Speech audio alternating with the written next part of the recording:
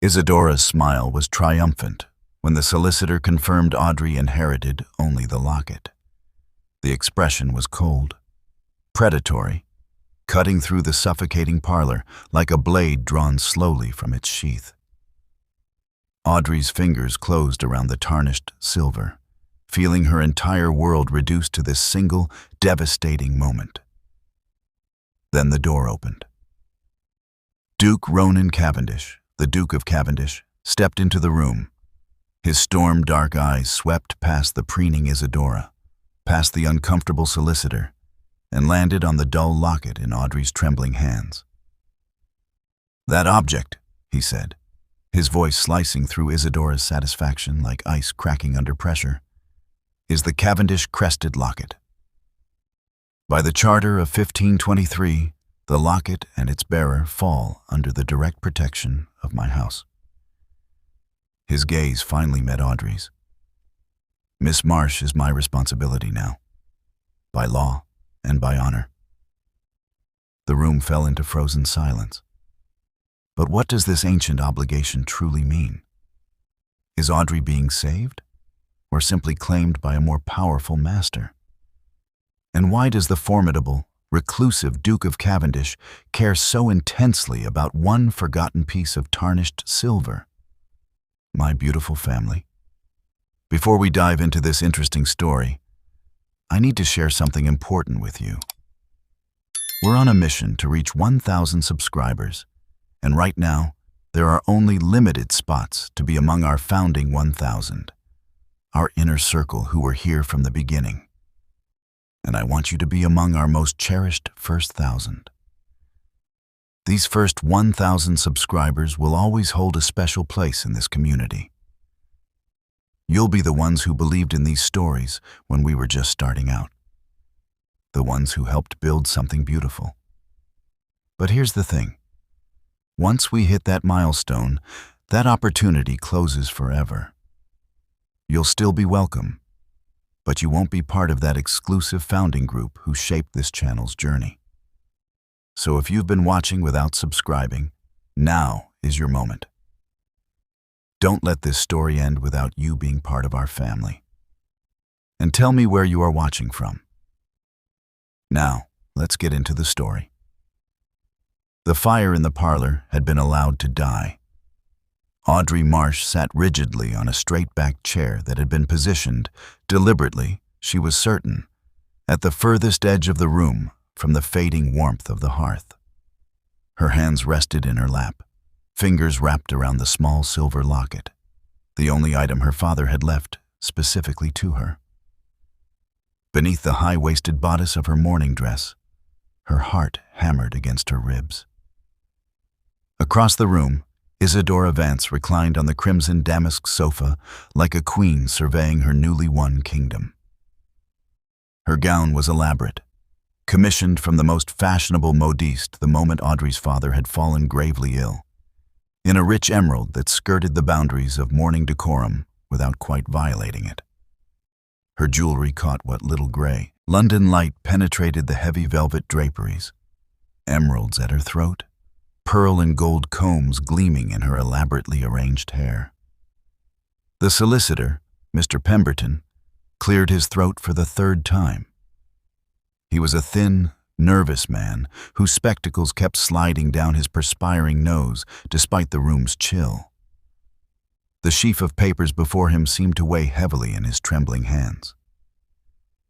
"And finally," he read, his voice barely above a whisper, "I leave to my beloved daughter, Audrey Catherine Marsh, the silver-crested locket that belonged to her late mother, with all the affection and hope that she will understand its significance."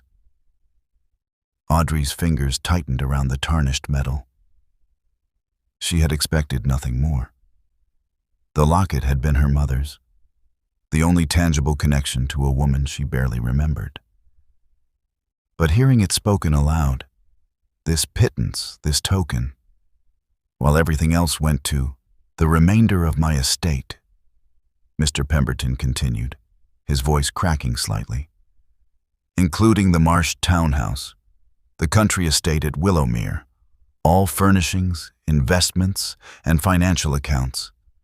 I leave in their entirety to my beloved wife, Isadora Vance, who has brought such joy to my final years." The words fell like stones into still water, each one sending ripples of finality through Audrey's chest. She had known. Of course she had known. Her father had been utterly besotted with Isidora from the moment she'd entered his life 3 years ago. A beautiful widow with impeccable connections and a talent for making a lonely widower feel young again. But knowing and hearing were different things entirely. "Well?" Isidora said, her voice bright with barely suppressed delight. She rose from the sofa with practiced grace, smoothing her skirts. "How very touching. A locket. How perfectly sentimental." Mr. Pemberton gathered his papers with fumbling haste. "If there are no questions, I shall take my leave. Lady Vance, I shall call upon you next week to begin the formal transfer of—" "No questions from me, Mr. Pemberton." Isidora's smile was radiant, terrible. "Everything is precisely as it should be." The solicitor departed with obvious relief, leaving Audrey alone with her stepmother in the dying afternoon light. For a long moment, neither woman spoke. Rain began to patter against the windows, a soft percussion that only deepened the silence between them. "I suppose," Isidora said finally, moving to the window with languid steps, "you'll want to know when I require you to vacate the premises." Audrey's throat tightened. She forced herself to meet Isidora's gaze. "I had assumed you would wish me gone immediately." "Oh, my dear girl." Isidora's laugh was like breaking glass, sharp and bright and dangerous. "Not immediately. That would be unkind. Shall we say, the end of the week? That gives you 4 days to make arrangements. Surely even you, with your limited resources and connections, can find some charitable soul willing to take in a penniless gentlewoman." She paused, tilting her head with mock sympathy. "Perhaps a position as a governess or a companion to some elderly invalid? You have such a talent for sitting quietly in corners." Heat flooded Audrey's cheeks, but she kept her voice steady. 4 days will be sufficient. I'm so pleased we understand each other." Isidora turned back to the window, dismissing her. "You may take your personal clothing, naturally. The locket, of course.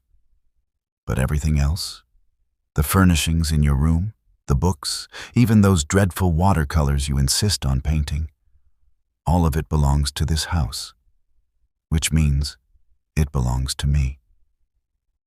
Audrey stood slowly, her legs unsteady beneath her.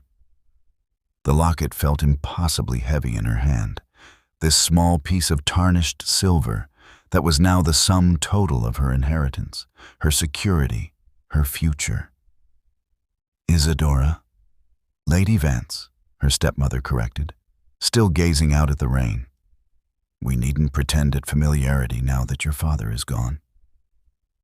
You may address me properly or not at all." The words Audrey had been forming died in her throat. What was there to say? That this was cruel? That her father would have been horrified? That surely there was some mistake, some provision he'd made that Mr. Pemberton had overlooked? But there was no mistake. There never had been. Isidora had spent 3 years ensuring Audrey's father saw her as the perfect wife, while subtly, methodically erasing Audrey from his thoughts. By the end, he'd barely remembered Audrey existed, except as an awkward reminder of his first, less advantageous marriage. "I suggest you begin packing," Isidora said. "I've already hired new staff, and they'll need your room for—" The parlor door opened. Both women turned, startled. The butler, Morrison, stood in the doorway, his usually impassive face tight with something that looked almost like fear. "Forgive the intrusion, madam," he said, addressing Isidora with careful formality. "But the Duke of Cavendish has arrived and insists on—" He didn't finish. The Duke stepped past him into the room. Alexander Ronan Cavendish was a tall man, broad-shouldered, with dark hair touched with silver at the temples despite his relative youth. His clothes were impeccably tailored, his boots polished to a mirror shine despite the rain. But it was his eyes that commanded attention, storm gray, cold, assessing everything with the precision of a man accustomed to being obeyed, without question. Those eyes swept past Isidora's shocked face, past Morrison hovering uncertainly in the doorway, and landed directly on the locket clutched in Audrey's trembling hands. "That object," he said, his voice cutting through the stunned silence like ice cracking under pressure, "is the Cavendish Crested Locket. By the Charter of 1523, the locket and its bearer fall under the direct protection of my house." His gaze finally met Audrey's, and she felt the weight of it like a physical force. "Miss Marsh is my responsibility now, by law and by honor." The silence that followed the Duke's declaration stretched like glass about to shatter. Audrey's fingers tightened reflexively around the locket, its tarnished surface suddenly feeling hot against her palm. She stared at the Duke, trying to make sense of his words. Protection? Charter? What possible connection could this forgotten piece of silver have to the most powerful Duke in England? Isadora recovered first, her shock transforming seamlessly into indignation. "Your Grace, there must be some mistake.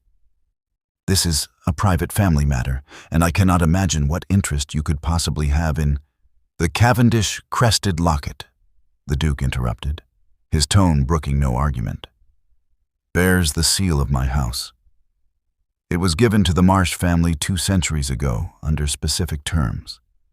Terms that, it appears, your late husband understood perfectly well when he ensured it passed to his daughter." He extended his hand toward Audrey. "May I?" She hesitated, then slowly uncurled her fingers.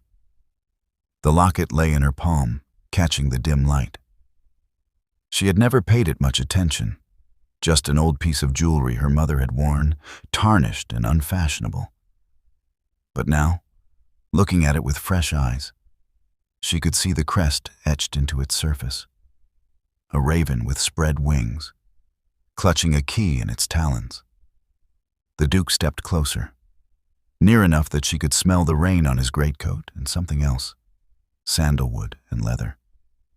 He didn't take the locket, merely examined it where it lay in her hand, his head bent close to hers. "Yes," he said quietly, more to himself than to her. "The seal is intact." "This is absurd," Isidora snapped, her composure cracking. "Some dusty old agreement can hardly override a legal will, properly executed and witnessed. My husband left me this estate, and that includes everything in it, including whatever trinkets his daughter might." The locket was specifically bequeathed to Miss Marsh. The Duke straightened, his cold gaze fixing on Isadora with the force of a winter wind. "Which means she is now bound by the terms of the original grant. And those terms are quite explicit. The bearer of this locket, should they require it, is entitled to the protection and hospitality of the Duke of Cavendish until such time as the debt between our families is satisfied." Audrey found her voice, though it came out smaller than she'd intended. "I don't understand. What debt?" "One that is evidently still outstanding." His eyes returned to her, and something in their depths softened fractionally. "I will explain everything, Miss Marsh. But not here." "She's not going anywhere with you," Isidora said, her voice rising. "This is my home, and she is my responsibility until she leaves my property. 4 days, we agreed. She has 4 days to... She has 4 minutes to gather whatever belongings she wishes to take." The Duke's voice dropped to a temperature that could freeze flame. "And then she will leave under my protection. This is not a request, Lady Vance. It is a statement of legal fact. If you wish to challenge it, I suggest you consult with your solicitor. I'm certain Mr. Pemberton will be happy to review the relevant precedents." Isadora's face flushed an ugly crimson. "How dare you come into my home, and this home was built on Cavendish land, Lady Vance. The original plot was granted to the first Thomas Marsh by my great-great-grandfather as part of the same agreement that created the locket. So I would suggest you consider very carefully whether you wish to examine the legal foundations of your inheritance too closely." The threat hung in the air, velvet-wrapped but unmistakable. Audrey's mind raced. She understood nothing of ancient charters or legal debts, but she understood this. The Duke was offering her a way out. Whether it led somewhere better or merely different, she couldn't know. But the alternative was 4 days in this house under Isadora's gloating cruelty, followed by… what? The streets? A charity house? A desperate marriage to whoever would take a penniless nobody? She closed her fingers around the locket once more and lifted her chin. "I accept your protection, Your Grace." The Duke's expression didn't change, but something flickered in those storm-gray eyes. Approval? Relief? It was gone too quickly to name. "Very well."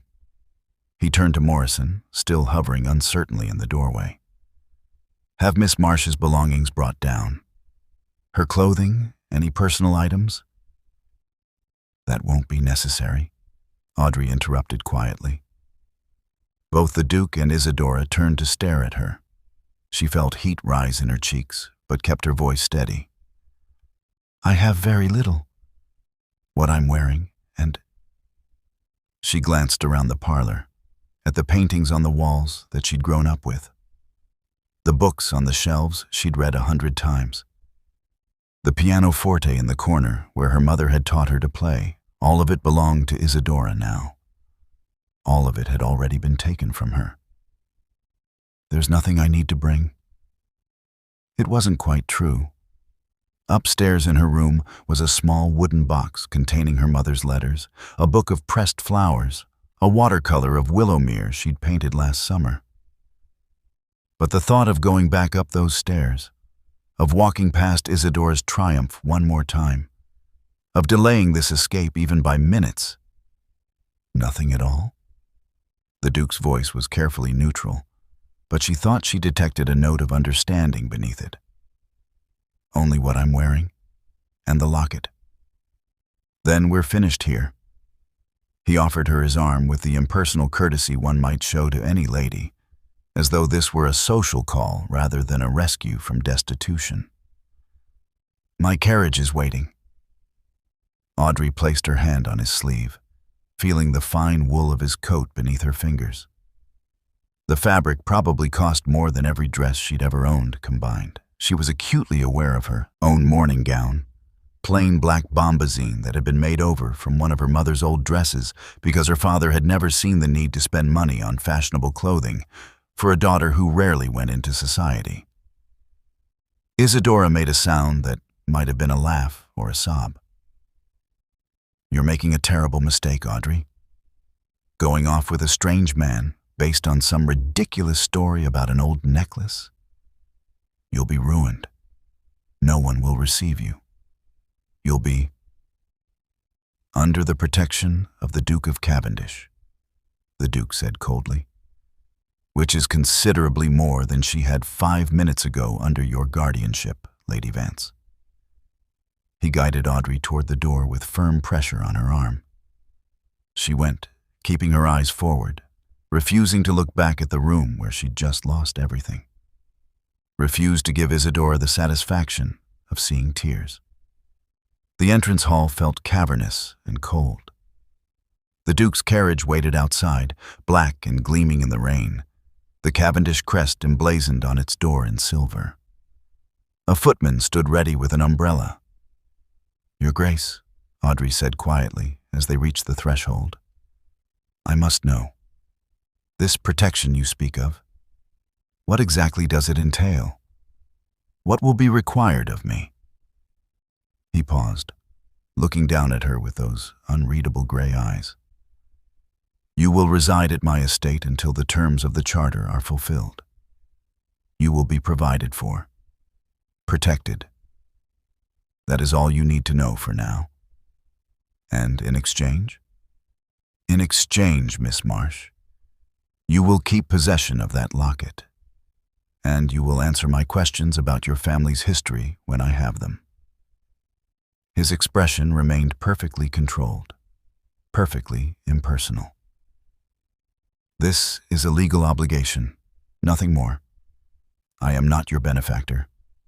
I am simply honoring an agreement made by my ancestors. Do you understand?"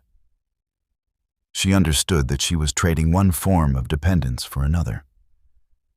But at least this cage came with warmth and food and the possibility, however remote, of discovering why her father had left her this strange inheritance. "I understand, Your Grace." "Then let us go." The footman held the umbrella over her as she descended the steps. She didn't look back at the townhouse, at the windows where she'd watched countless London seasons pass, at the door that would never open for her again. She climbed into the carriage, the locket pressed against her heart, and left her old life behind in the cold November rain.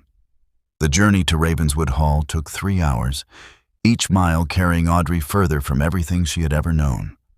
The Duke sat across from her in the carriage, his attention fixed on correspondence he'd extracted from a leather case. He had not spoken a single word since they'd departed London. Audrey watched the landscape change through rain-streaked windows. The city gave way to countryside, rolling hills darkening under heavy clouds. Trees lined the road like sentinels, their bare branches reaching toward the gray sky. As evening approached, the carriage turned onto a private drive flanked by iron gates bearing the Raven crest. Ravenswood Hall emerged from the gathering dusk like something from a Gothic tale. It was massive, built of dark stone that seemed to absorb rather than reflect light. 3 stories of mullioned windows stared down like watchful eyes. Towers rose at each corner, their crenellations sharp against the sky. Gardens stretched to either side, but November had stripped them bare, leaving only skeletal hedges and empty fountains. The carriage rolled to a stop before an imposing entrance. The Duke finally looked up from his papers, following her gaze to the hall. "It's not welcoming," he said flatly, "but it's secure." A butler materialized at the carriage door, older than Morrison, with silver hair and a face that suggested he had long ago forgotten how to smile. Behind him stood a housekeeper in severe black, her keys jangling at her waist. "Grimshaw, Mrs. Hallowell," the Duke said as he descended. "This is Miss Audrey Marsh. She will be residing in the East Wing until further notice. See that she has everything she requires." "Of course, Your Grace." The butler's eyes flickered to Audrey with barely concealed curiosity as a footman helped her down.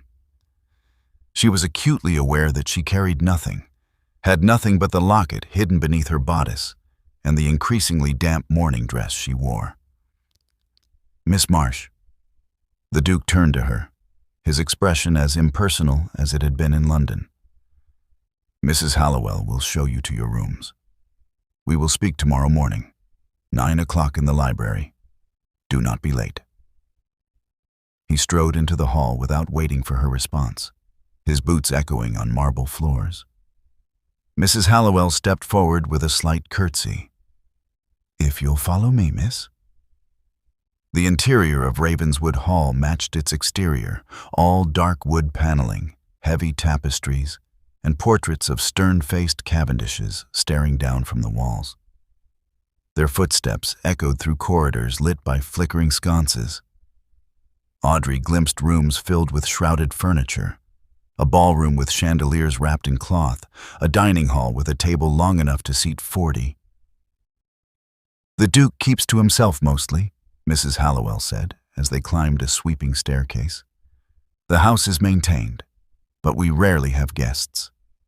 You'll be the first to stay in the East Wing in 5 years." 5 years. The words hung in the air, heavy with implication. What kind of man lived alone in a house this size? The East Wing was as imposing as the rest of the hall. But when Mrs. Hallowell opened a door near the end of the corridor, Audrey caught her breath. The suite was beautiful. A fire blazed in a marble fireplace, casting warm light across walls papered in soft blue silk. The furniture was elegant. A 4-poster bed with velvet hangings, a writing desk by the window, a chaise positioned near the fire. Through an open door, she glimpsed a dressing room with an empty wardrobe and a copper bathtub. "His Grace instructed that you be made comfortable," Mrs. Hallowell said, moving to adjust the fire. "A bath will be drawn shortly, and dinner sent up on a tray. In the morning, one of the maids will take your measurements. His Grace has arranged for a modest wardrobe to be prepared." Audrey touched the back of a chair, feeling the quality of the brocade beneath her fingers. Everything here was finer than anything she'd owned, even before her father's death. And yet the beauty of it felt hollow, like a gilded cage. "Thank you, Mrs. Hallowell." The housekeeper paused at the door. "His Grace is not an easy man, miss, but he is honorable. Whatever arrangement you have with him, you needn't fear for your safety or your reputation here. The staff knows their duty."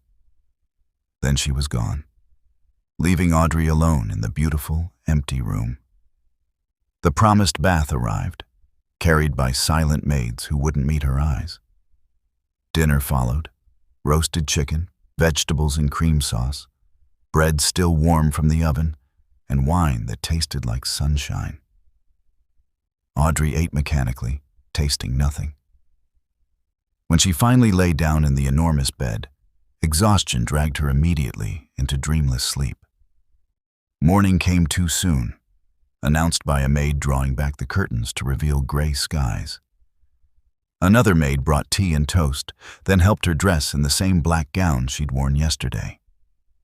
There was nothing else. At precisely 9 o'clock, Audrey presented herself at the library. Grimshaw opened the doors to reveal a room that took her breath away.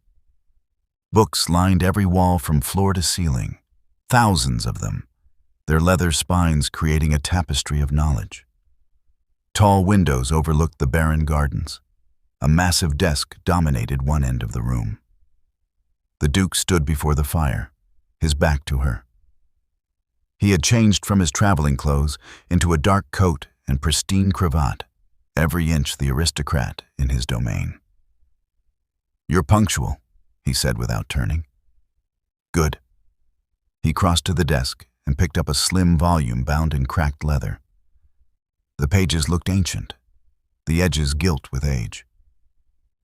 "This," he said, holding it up, "is the Chronicle of the Cavendish Marsh Agreement, written in 1523 by my ancestor, the 3rd Duke of Cavendish. It details the circumstances that led to the creation of your locket and the terms of the protection it grants." He set the book on the desk between them, but didn't offer it to her. "I need to be clear about our arrangement, Miss Marsh. You are not my guest. You are not my ward. You are the current bearer of an object that creates certain legal obligations for my family. That is all." His gray eyes fixed on her with cold precision. "You will reside here in comfort and safety. You will have food, shelter, clothing, everything necessary for a gentlewoman's existence. In exchange, you will maintain possession of the locket. You will study this chronicle and provide me with any information about your family's history that might relate to it. And you will conduct yourself with the discretion expected of someone in your position." "And what position is that, exactly?" Audrey heard herself ask. "That of a valuable artifacts curator." He said it without irony, as though she were indeed no different from the ancient book on his desk. Nothing more, nothing less. The words stung more than she'd expected. She had known from the beginning that this was transactional, that the Duke had no personal interest in her welfare. But hearing it stated so baldly in this beautiful room that suddenly felt as cold as the November gardens outside. "I understand, Your Grace." "Do you?" He leaned against the desk, studying her. "Because I need to know that you harbor no romantic notions about this situation. I am not rescuing you. I am fulfilling an obligation. When the terms of the charter are satisfied, you will leave this house with a settlement sufficient to establish yourself independently, and our association will end. Is that clear?" Perfectly clear. He wanted her to understand that the cage, however gilded, had no door marked affection or regard, only duty. "Yes, Your Grace." "Good." He pushed the chronicle across the desk toward her. "Take this. Read it. Learn what you can about the original agreement. We will discuss it in 3 days, same time." She picked up the book, feeling its weight in her hands. The leather was soft with age, the pages brittle. "You're dismissed, Miss Marsh." She curtsied, a formal acknowledgement of the hierarchy he'd just established, and left the library. In the corridor, she pressed the chronicle against her chest, feeling the locket beneath her dress respond with a strange warmth. Whatever debt bound their families, whatever protection this locket afforded, it had turned her into exactly what the Duke claimed. Not a person, but a keeper of objects, a curator of history that wasn't hers to understand. In her beautiful, cold suite, Audrey sat by the fire and opened the chronicle. The first words were written in an elegant hand. The ink faded to brown. "In the year of our Lord, 1523, a debt of honor was created that shall bind the house of Cavendish to the house of Marsh until such time as..." She read on, searching for answers in words written 2 centuries before she was born, by men who could never have imagined the lonely girl who would one day need the protection they'd promised. The chronicle proved nearly impossible to decipher. Audrey spent the first day squinting at the faded script, trying to parse sentences that seemed to shift between Latin, archaic English, and legal terminology so dense it might as well have been another language entirely. She managed to understand that the locket had been given to Eleanor Marsh, wife of Sir Thomas Marsh, under circumstances involving something the text called sanctuary protection and blood debt. But the specifics remained frustratingly opaque. By the second day, her eyes ached from the strain, and she'd developed a persistent headache that throbbed behind her temples. The chronicle referenced other documents, letters, contracts, property deeds, that might illuminate the full story, but where would such papers be kept in a house this size? On the 3rd morning, rather than waiting for the Duke's summons, Audrey went in search of answers. She found Grimshaw in the entrance hall, directing footmen who were carrying in what appeared to be supplies from the village.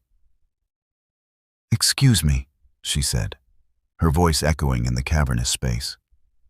"I'm looking for the archives, historical documents relating to the estate." The butler's eyebrows rose fractionally, the most expression she'd yet seen from him. "The archives are in the West Tower, miss, but they haven't been properly maintained in years. His Grace rarely..." "Could you show me the way?" Something that might have been approval flickered across his face. "Of course, miss." The West Tower was reached through a series of increasingly narrow corridors that seemed to lead into the oldest part of Ravenswood Hall. The stones here were darker, the ceilings lower, the air thick with the smell of age and dust. Grimshaw produced a heavy iron key and unlocked a thick oak door.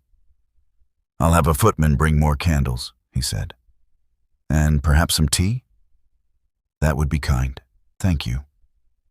The archives were breathtaking in their disorder. The circular room occupied the entire ground floor of the tower, with narrow windows set deep into walls that must have been 4 feet thick.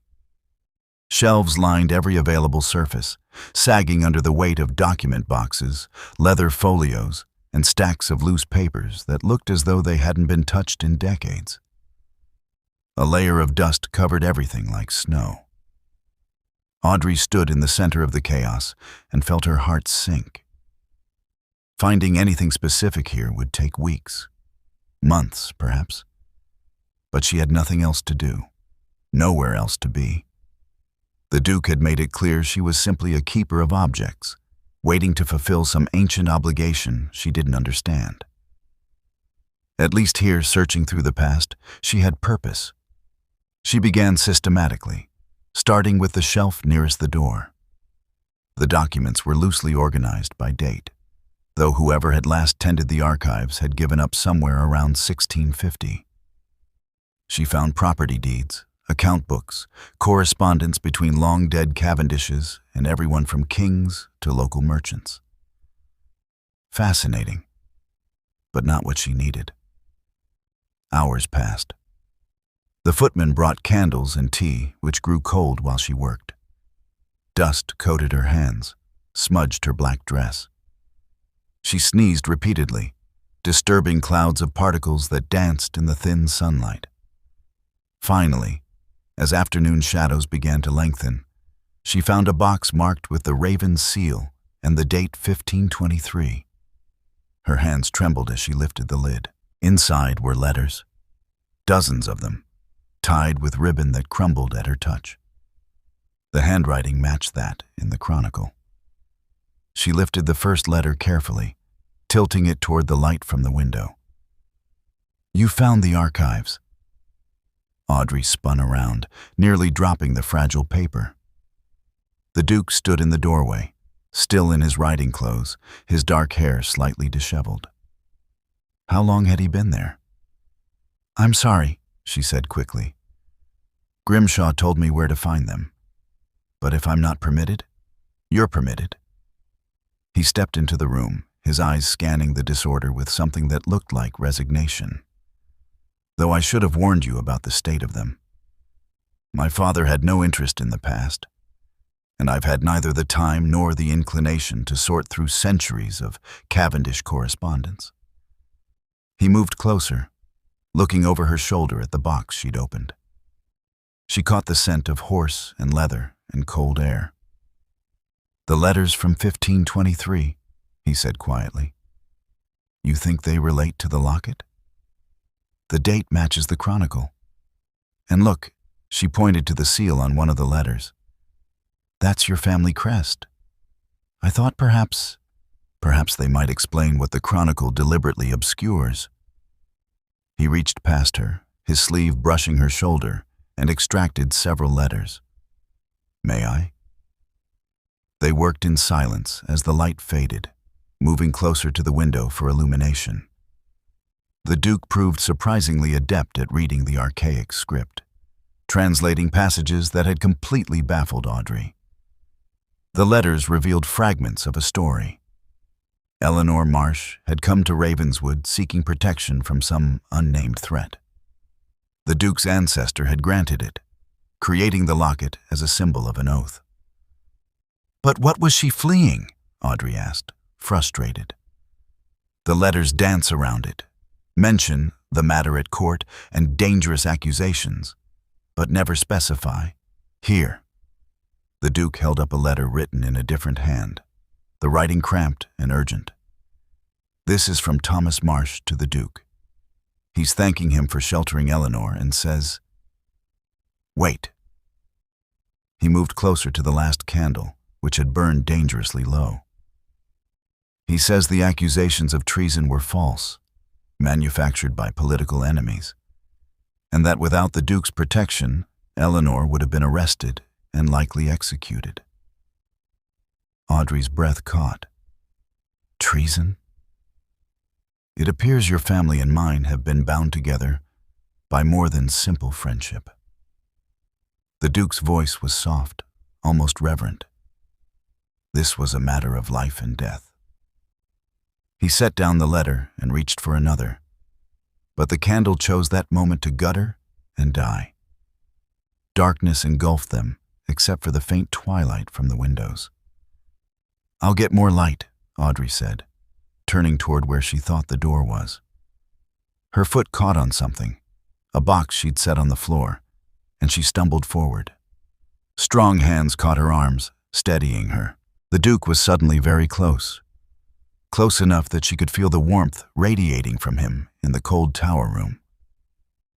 "Careful," he said, his voice rough. She looked up, meaning to thank him, and found his face mere inches from hers. In the dim light, his gray eyes had darkened to smoke. His hands remained on her arms, firm but not tight. She could feel each finger through the fabric of her sleeves, burning like brands. The moment stretched. Neither of them moved.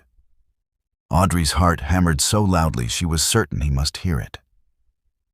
She had never been this close to a man before, had never felt this strange electricity that seemed to arc between them like summer lightning. The Duke's gaze dropped to her mouth, lingered there for a heartbeat. Then he released her so abruptly she nearly stumbled again. He stepped back, putting 3 feet of space between them, his expression shuddering closed. "It's too dark to continue," he said, his voice once again perfectly controlled, perfectly impersonal. "We'll resume tomorrow, 9 o'clock. Your Grace, Tomorrow, Miss Marsh." He was already moving toward the door, fleeing the small tower room as though pursued. "Have Grimshaw bring you proper lamps. You'll ruin your eyes in this light." Then he was gone, his footsteps echoing down the corridor until silence reclaimed the archives. Audrey stood alone in the gathering darkness, her arms still tingling where he had touched her, her pulse still racing. She pressed her hands to her heated cheeks and tried to catch her breath. It had meant nothing. An accident? A moment of proximity in the dark. The Duke had made his position clear. She was here to fulfill an obligation, nothing more. He felt nothing for her beyond the duty imposed by an ancient agreement. But her traitorous heart didn't believe it. Because for just a moment, in the dying light, she had seen something flicker in those storm-gray eyes. Something that looked almost like hunger before he'd buried it beneath ice and control. She gathered the letters with shaking hands, returning them carefully to their box. Tomorrow they would continue the research. Tomorrow they would maintain the proper distance he insisted upon. But tonight, alone in the archives, she allowed herself to wonder what might have happened if that candle had burned just a little longer. If the darkness had been just a little deeper. If the Duke's control had faltered for one more heartbeat. The locket beneath her dress seemed to pulse with warmth, as though it knew secrets she was only beginning to suspect. The Duke did not appear at 9 o'clock the next morning. Audrey waited in the library for a quarter hour, then half, watching the clock on the mantel tick away the minutes. Finally, she returned to the archives alone, carrying the proper lamps Grimshaw had provided, along with a pointed look that suggested he knew more about the previous evening than he should. She had spread the 1523 letters across the large table someone had thoughtfully cleaned when the Duke finally arrived, nearly an hour late. He looked as though he hadn't slept. Dark circles shadowing his eyes, his cravat tied with less than his usual precision. "Miss Marsh?" He didn't apologize for his tardiness. "You've made progress." "Some." She kept her voice neutral, matching his formality. If he wished to pretend nothing had happened in the tower, she would oblige him. "I've organized the letters chronologically. The story becomes clearer when read in sequence." He moved to the opposite side of the table, maintaining careful distance. "Show me." They spent the morning piecing together Eleanor Marsh's tale. She had been a lady-in-waiting to Queen Catherine, caught in the treacherous currents of Henry VIII's court. When the king had begun his pursuit of Anne Boleyn, Eleanor had remained loyal to the queen, a dangerous position as political tides shifted. "Here," Audrey said, pointing to a letter dated March 1523. Eleanor writes that she's been accused of carrying messages between the Queen and the Spanish ambassador.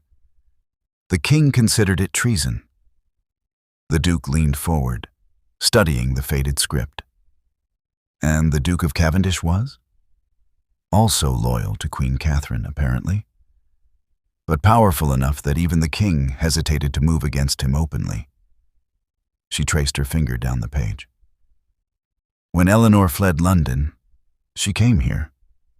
The Duke created the locket as proof of his protection. Anyone bearing it was under Cavendish guardianship, untouchable. A shield against the king's wrath. The Duke's voice held a note of admiration.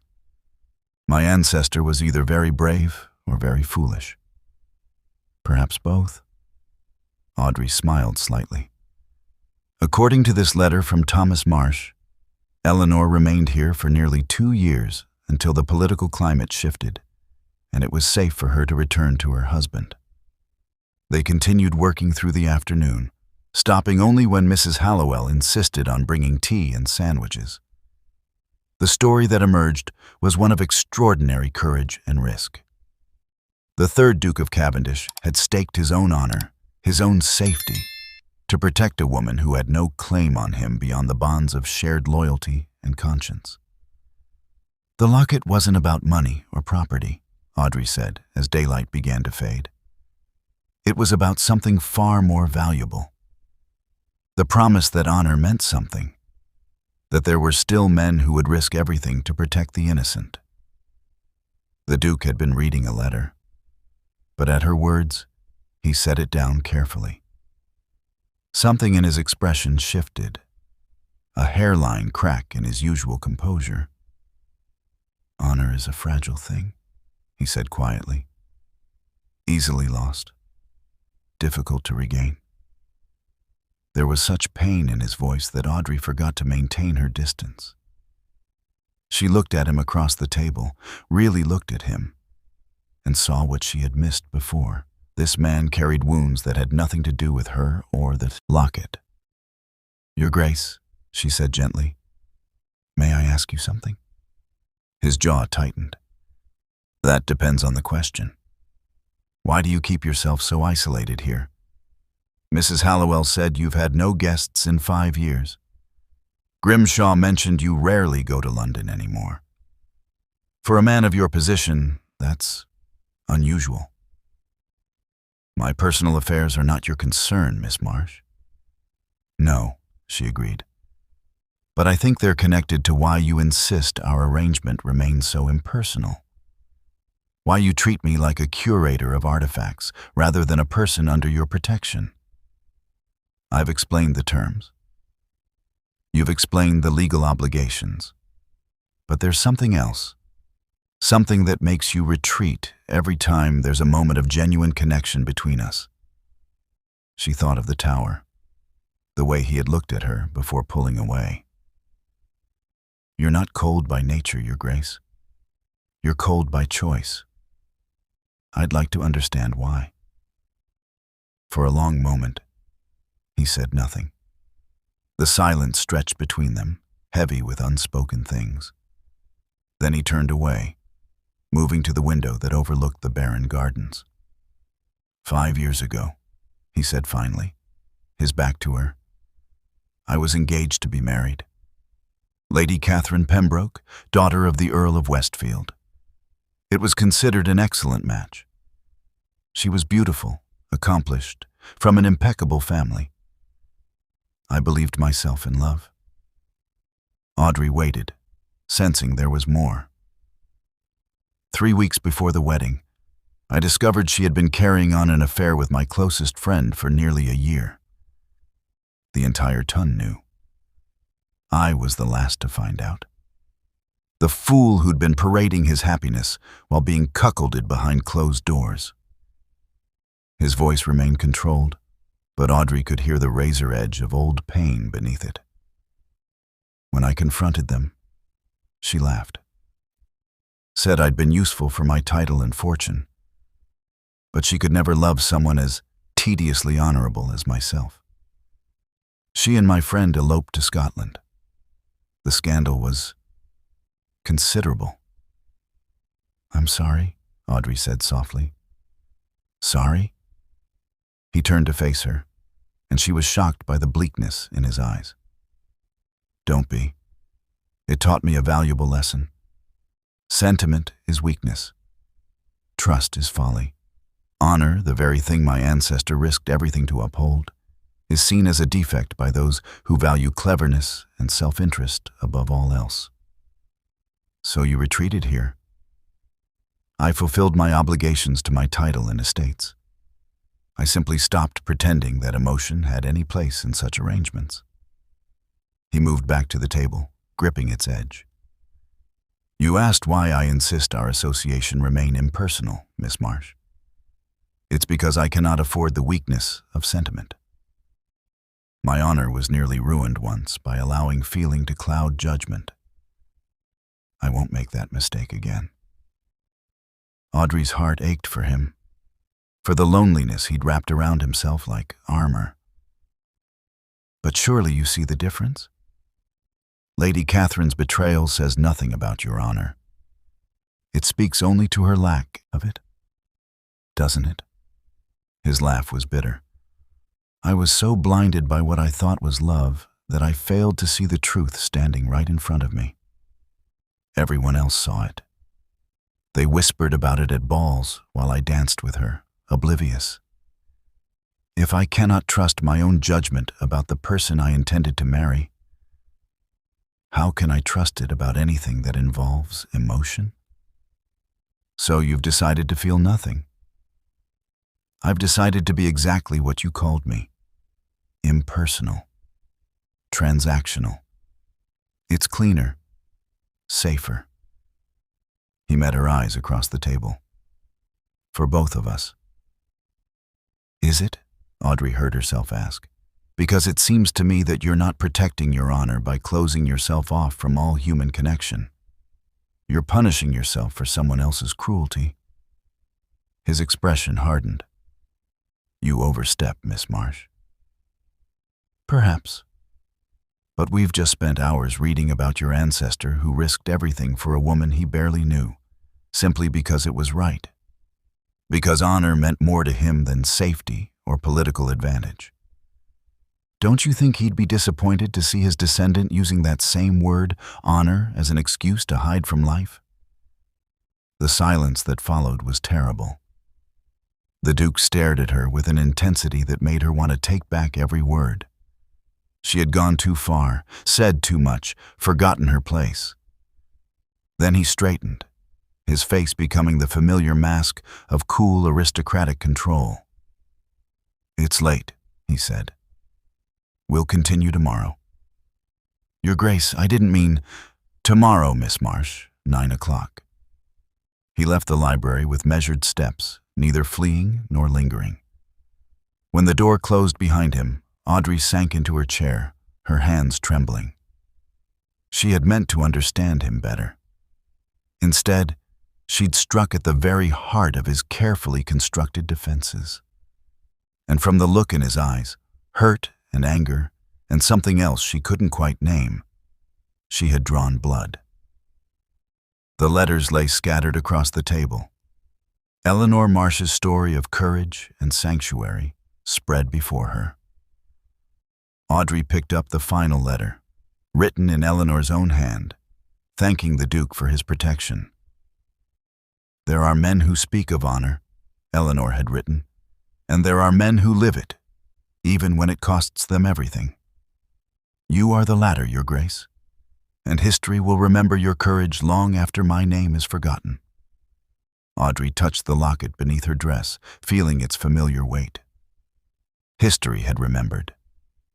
2 centuries later, another woman sought sanctuary, and another Duke of Cavendish provided it.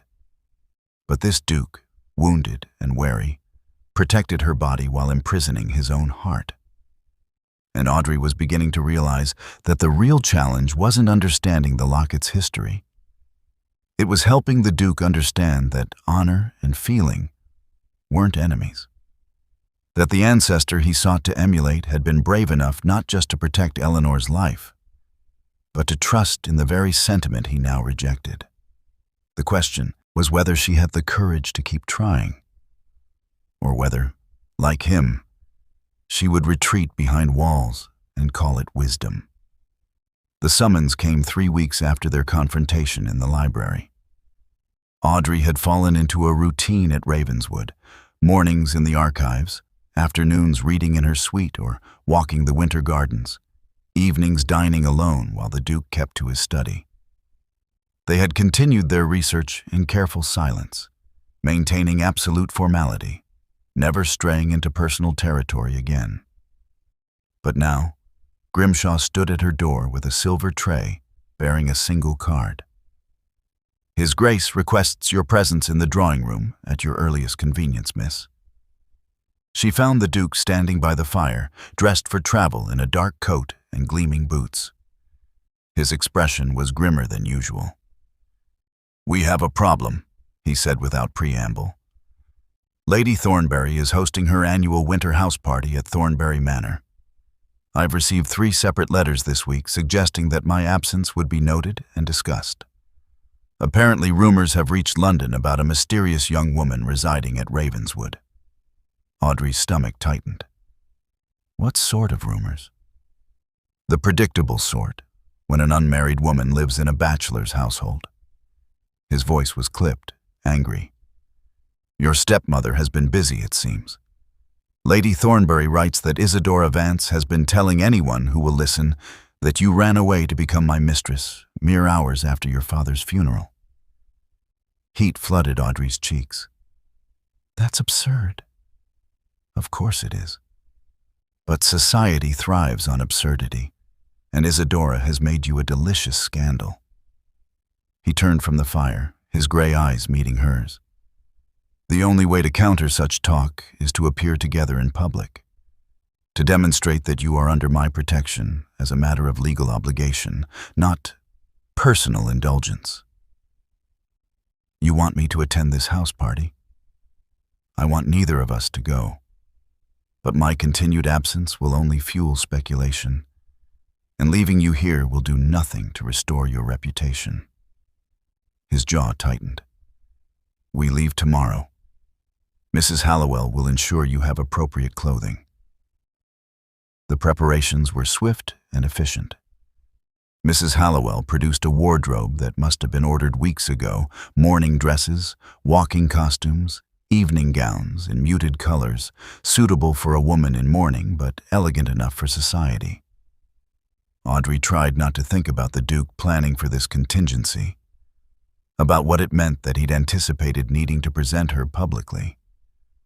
Thornbury Manor was a 3-hour journey north, a sprawling Elizabethan estate that blazed with light as their carriage approached. Other vehicles lined the drive, disgorging elegantly dressed guests. Audrey's hands clenched in her lap.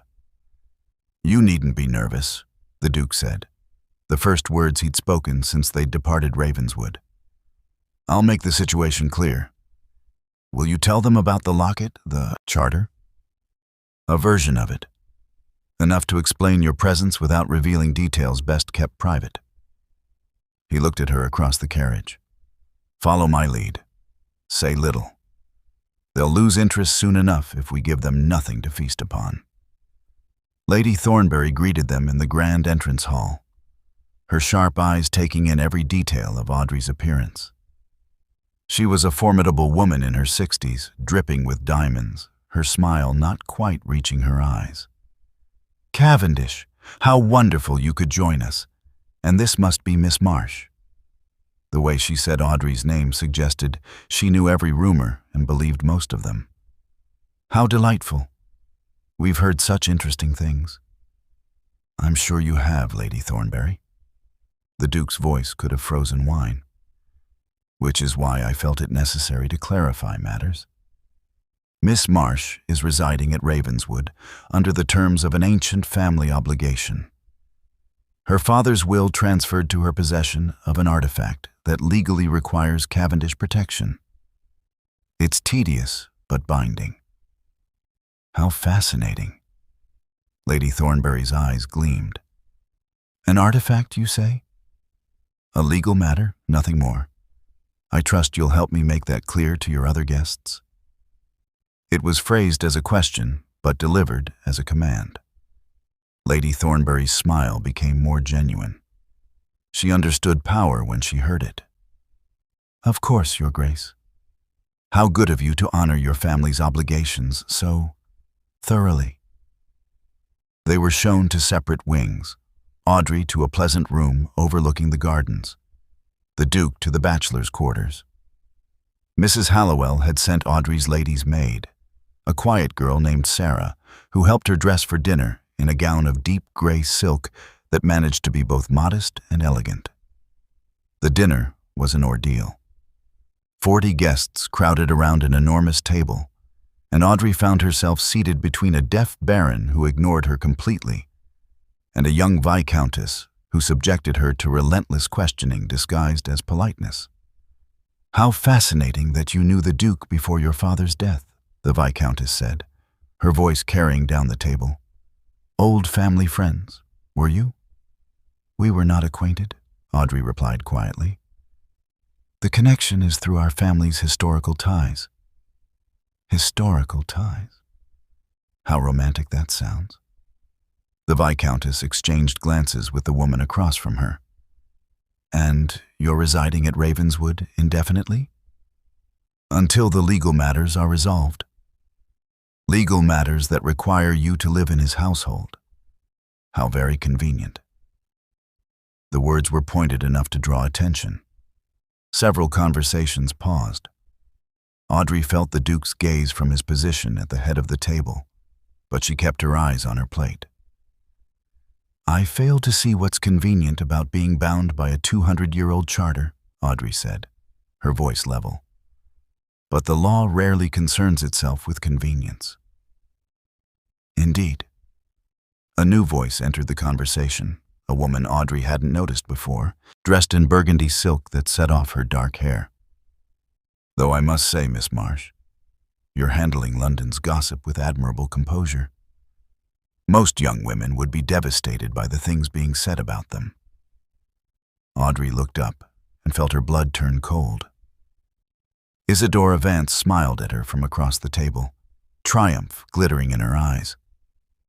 Stepmother, Audrey said evenly, I didn't realize you'd be here. Lady Thornbury and I are old friends. When I heard Cavendish might attend, I simply had to come. Isidora's smile sharpened. To see for myself how you were faring in your new position.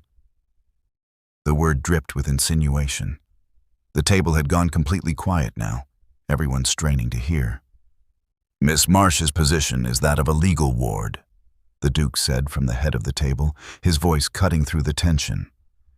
As I've explained to Lady Thornbury, an ancient agreement between our families requires me to provide protection to the bearer of a specific Cavendish artifact. Miss Marsh inherited that artifact through her father's will. How very noble of you, Your Grace. Isidora's tone suggested anything but nobility. Though I must wonder at the propriety of a young, unmarried woman living alone with a bachelor, regardless of the legal justification. Her poor father would be horrified to see his daughter's reputation in such tatters. Audrey's fingernails bit into her palms beneath the table. The urge to defend herself, to throw Isidora's cruelty back in her face, was overwhelming. But she could feel the weight of every eye upon her, measuring her reaction. She thought of Eleanor Marsh, accused of treason, maintaining her dignity while the king's wrath threatened to consume her. She thought of the Duke's ancestor, risking everything for honor. My father, Audrey said quietly but clearly, left me the locket knowing exactly what protection it would provide. He He understood the charter better than anyone. I trust his judgment, even if others choose not to. Well said, Miss Marsh. Lady Thornbury's voice rang out approvingly. I, for one, am satisfied with Cavendish's explanation. Ancient obligations must be honored, after all. It's what separates us from the common rabble. The conversation shifted, redirected by their hostess's decisive intervention. But Audrey caught the look Isidora shot her, pure venom, a promise that this wasn't finished. The rest of the dinner passed in a blur.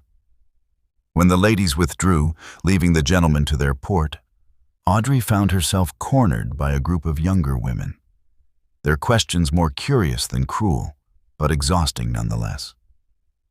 She answered what she could, deflected what she couldn't, and counted the minutes until she could escape. Finally, pleading fatigue from the journey, she slipped away to her room. Sarah helped her undress, then left her alone. Audrey stood at the window, looking out at the moonlit gardens, and felt the weight of the evening settle over her like a shroud. A soft knock at the door made her turn. The Duke stood in the hallway, still in his evening clothes, his cravat loosened. It was improper for him to be here, dangerous for her reputation if anyone saw. But something in his expression stopped her from sending him away. You handled yourself well tonight, he said. Better than well. Isadora tried to destroy you, and you met her with dignity rather than anger. That takes remarkable strength. I had a good example. She touched the locket beneath her dressing gown. Eleanor Marsh faced far worse with far more grace. Perhaps. He stepped closer, and she saw something in his eyes she hadn't seen before. Respect, yes, but also something warmer. But you are not simply following someone else's example, Miss Marsh. That strength is your own. For a moment she thought he might say more. His hand lifted slightly, as though he might reach for her. The air between them felt charged, electric, like the moment in the tower, but sharper, more intense. Then his expression shuddered. His hand dropped to his side. Good night, Miss Marsh. Stay in your room tomorrow morning. Let the gossip exhaust itself without fresh fuel. He turned and walked away, his footsteps fading down the corridor. Audrey closed the door and leaned against it, her heart racing. He had looked at her as though she mattered, as though she were more than a curator of artifacts or a legal obligation. But he still couldn't allow himself to feel it, or wouldn't. And she was beginning to understand that there was very little difference between the two. Audrey woke to raised voices in the corridor outside her room. She pulled on her dressing gown and opened the door a crack to find Sarah in heated, whispered conversation with one of Lady Thornbury's footmen. Both fell silent when they saw her. What's happened? Audrey asked. Sarah's face was pale. It's nothing, miss. Just foolish talk. It's not nothing. The footman, a young man with an honest face, looked miserable. Begging your pardon, miss, but you should know. Lady Vance has been showing letters around the breakfast room. Says they prove you and His Grace were carrying on an affair before your father died. The words hit like a physical blow. What letters? Forgeries, obviously, Sarah said hotly. But they look convincing enough, and Lady Vance is telling anyone who'll listen that she found them hidden in your father's study after you fled. Audrey's hands tightened on the door frame. Of course, Isadora wouldn't stop at dinner-table insinuations. She had come prepared to destroy whatever remained of Audrey's reputation. Where is the Duke? Gone out riding, miss. Left before dawn. Which meant he didn't yet know about this latest attack. Audrey made a decision. Help me dress, Sarah, quickly. 20 minutes later, she descended to the breakfast room with her head high and her hands steady despite the trembling in her core. The room fell silent when she entered. Isidora sat at the center of a group of women, letters spread across the table before her like playing cards. "Ah, Miss Marsh." Isidora's smile was venomous. "How brave of you to join us. We were just discussing these fascinating letters I discovered. Such passionate sentiments. My dearest Audrey, the hours apart from you are agony. Quite moving, really." Audrey walked directly to the table and picked up the top letter. The handwriting was a decent approximation of the Duke's hand, though anyone who had seen his actual writing would spot the differences. The content was exactly what one would expect from a forger trying to create scandal. Vague enough to be deniable, specific enough to be damaging. "These are forgeries," she said calmly, setting the letter down. "Poorly executed ones. His Grace's handwriting slants differently, and he would never use the word agony in personal correspondence. He considers it melodramatic." "How convenient that you know his writing habits so intimately," one of the women murmured. "I know them because we've spent weeks reviewing historical documents together. Legal research, nothing more." Audrey met Isidora's gaze directly. "But we both know these letters are false, don't we, stepmother? Just as we both know why you're so desperate to ruin me." "I'm simply concerned for your welfare," Isidora said sweetly. "As your father's widow, I feel responsible. You feel threatened." Audrey's voice remained quiet but carried through the room. "Because the Duke's protection gives me something you can't take away. So you've resorted to lies." Strong words from a girl living in sin. Enough. The Duke's voice cut through the room like a blade. He stood in the doorway, still in his riding clothes, his face carved from ice. How much had he heard? He crossed to the table, picked up the letters, and glanced through them with barely concealed contempt. Then, deliberately, he tore them in half. "Lady Vance, you will leave Thornbury Manor within the hour. If you breathe another word of these lies, I will personally ensure that every door in London society closes to you. Do I make myself clear?" Isadora had gone white. "You can't. I am the Duke of Cavendish. I can do precisely as I please." His voice was soft, deadly. "And what pleases me is protecting Miss Marsh from vultures like you. Now get out of my sight." Isidora fled, her dignity in tatters. The other women dispersed quickly, sensing that remaining would be unwise. Within minutes, Audrey and the Duke were alone in the breakfast room. "You shouldn't have confronted her alone," he said, still not looking at her. "She was destroying my reputation. Our reputations. I can weather scandal. You cannot." Finally, he turned to face her, and she was struck by the anguish in his eyes. "This is exactly what I feared. Association with me has made you a target. Isadora knows that attacking you is the best way to attack me." "Why would she want to attack you?" "Because 5 years ago, I publicly humiliated her brother." He moved to the window, staring out at the frost-covered grounds. "The scandal I mentioned before, Lady Catherine's betrayal. It wasn't just about her affair. The man she ran away with was Lord Marcus Vance, Isadora's younger brother." Audrey's breath caught. "Isidora is Marcus's sister, yes."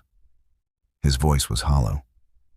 "After they eloped, I discovered Marcus had been stealing from me for years, using our friendship to access my accounts, forging documents. He'd amassed enormous debts and saw Catherine's dowry as his salvation. When I exposed him, he was forced to flee to the continent. Isadora never forgave me for ruining him." The pieces fell into place with sickening clarity. "She married my father to get close to you. This was always about revenge. I didn't realize the connection until after your father's death. By then, she'd already won, taken everything from you, positioned herself to strike at me through you. He turned from the window, his face haggard. Don't you see? This is what happens to people connected to me. They become weapons for my enemies to wield. That's not your fault, isn't it? His voice cracked. I failed to see Marcus's true nature for years. I was so desperate for friendship, for someone who seemed to value me beyond my title, that I missed every warning sign.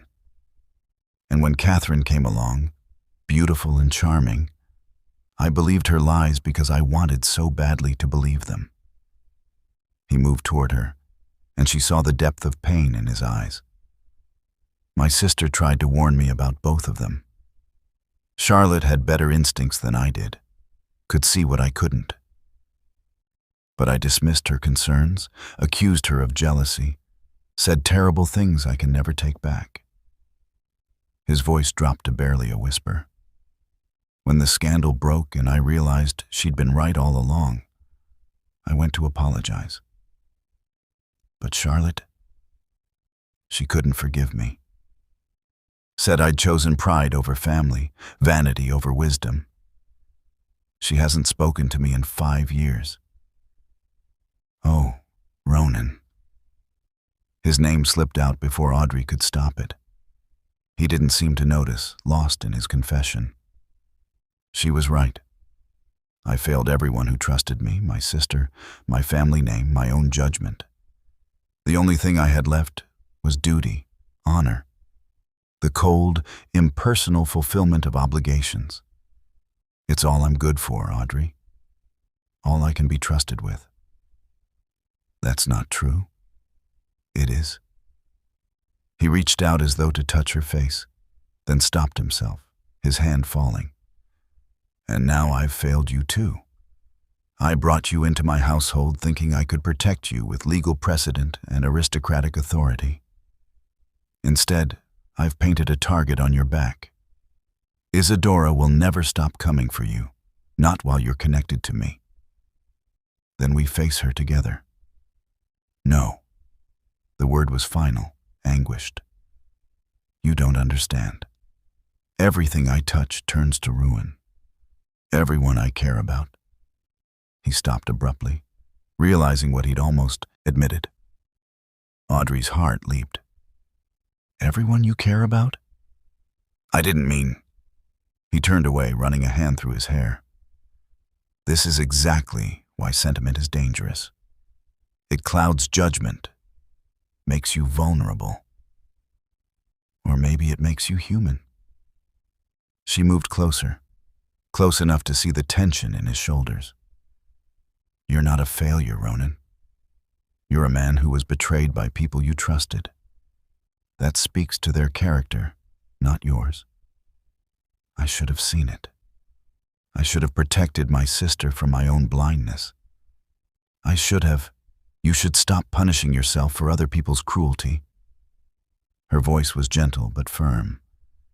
The Duke who risked everything for Eleanor Marsh didn't do it out of cold duty.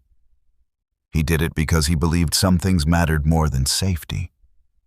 Honor, yes, but also compassion, trust, love. Love destroyed me, he said bitterly. No, false love destroyed you, or rather, it tried to. But you're still here, still protecting people, still honoring obligations that you could easily ignore.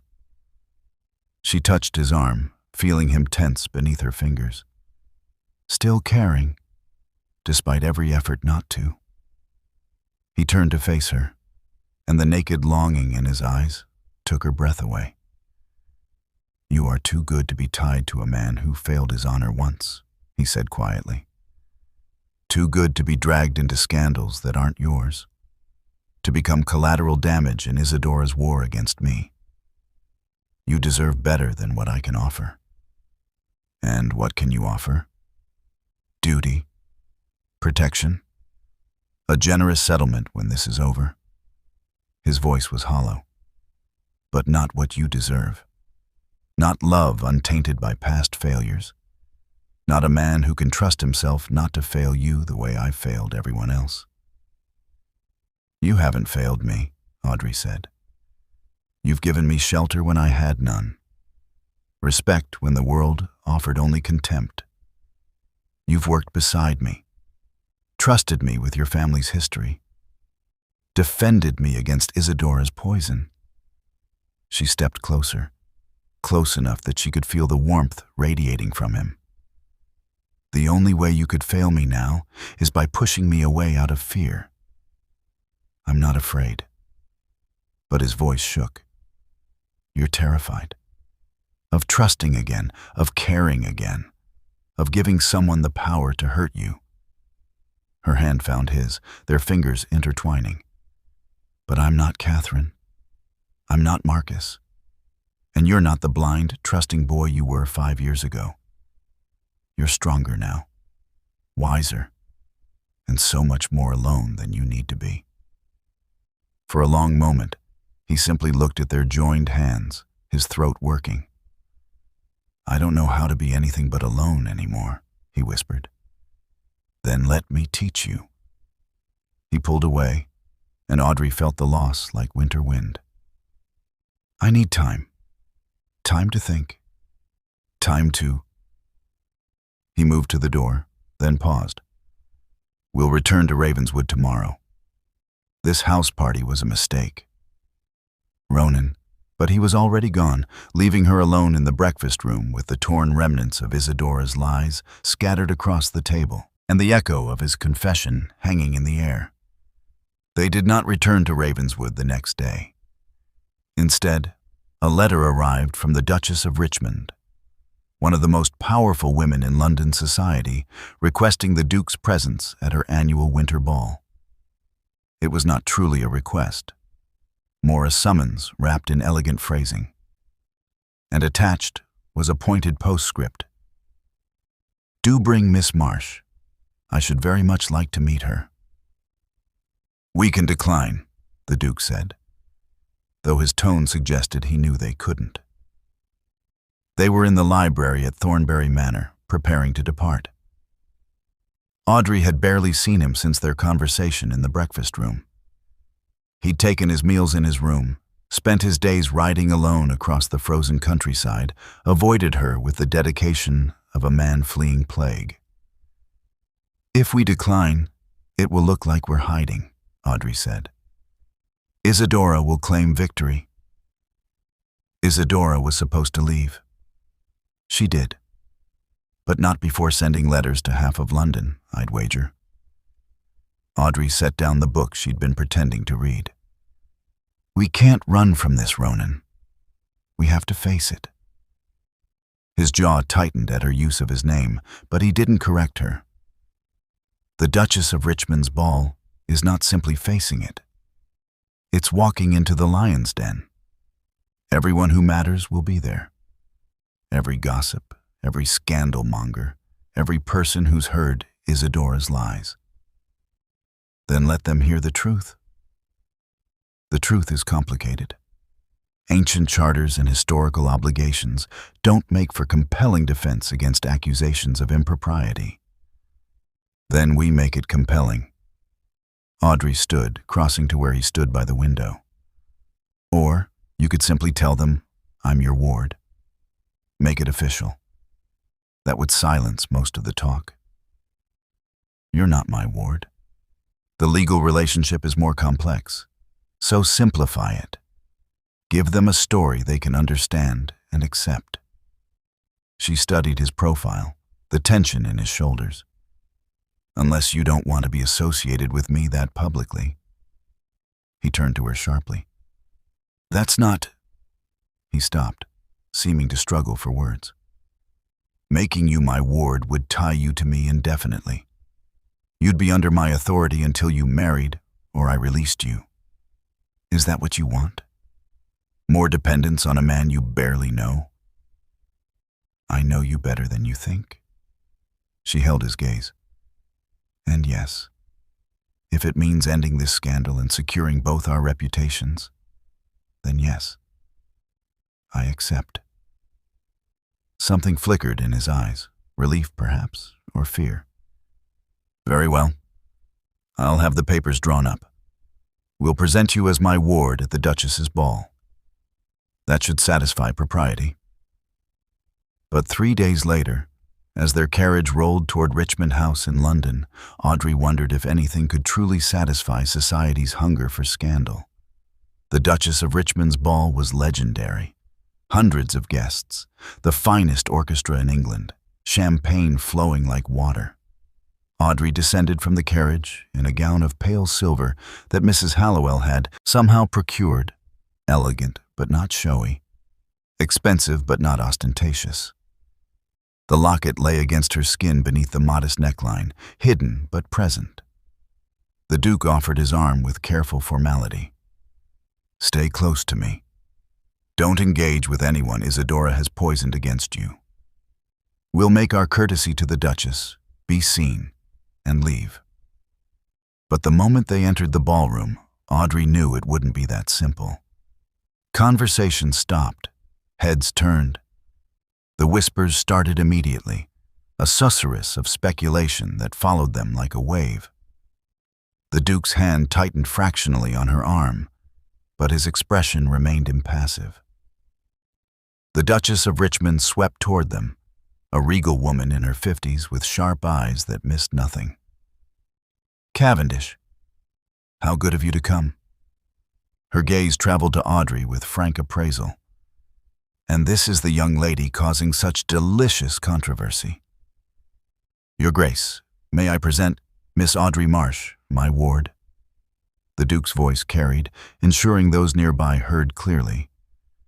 She resides at Ravenswood under my legal protection. Your ward? How very proper. The Duchess's lips quirked. Though I confess, the stories I've heard suggested something rather less proper. Lady Vance has been most descriptive in her accounts. Lady Vance is a liar, Audrey said quietly, but clearly. The Duchess's eyebrows rose. Direct. I like that. She tucked Audrey's arm through hers, effectively separating her from the Duke. Come, my dear. Let's take a turn about the room together. I want to hear your version of this tale. Cavendish, do entertain yourself. We'll return her to you shortly. It was a power play, the Duchess asserting her authority, testing both Audrey and the Duke. He had no choice but to bow and release her. The Duchess guided Audrey through the glittering crowd, nodding to acquaintances, all while subjecting her to polite but pointed questions. Where had she met the Duke? What were the exact terms of their arrangement? Did she understand how unusual it was for a bachelor to take in a young woman, regardless of legal justification? Audrey answered honestly, explaining the locket, the charter, her father's will. The Duchess listened with the air of someone evaluating a potentially valuable acquisition. You're either very brave or very naive, the Duchess said finally. Probably both. But I'll give you this.